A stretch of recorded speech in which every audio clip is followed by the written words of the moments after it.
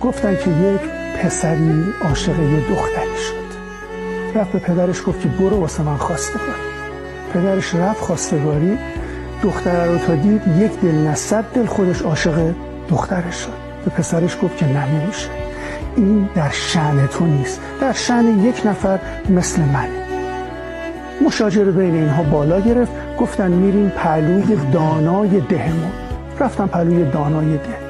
دانای ده گفت دختره رو بیارین خودش انتخاب بکنه.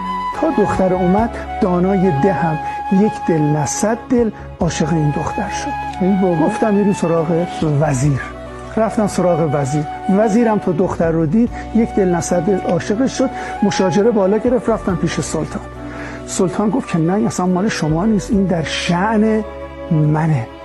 دختر اومد تو وسط، گفت اصلا اینجوری قرار نیست، من میدوام، شما بدوین دنبال من، هر کدومتون که به من رسیدین من با اون ازدواج میکنم.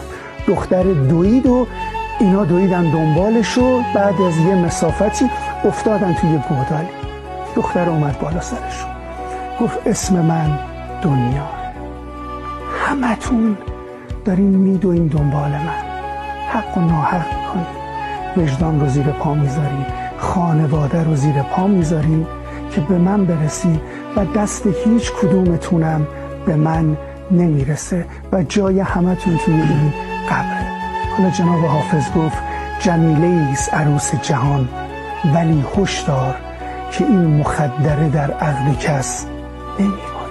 هرچه خوری مال مور، هرچه شوی مال گور، هرچه داری مال وارث، هرچه کردی مال خودت. دیگه خودت میدونی و کارهایی که تو این دنیا میکنی.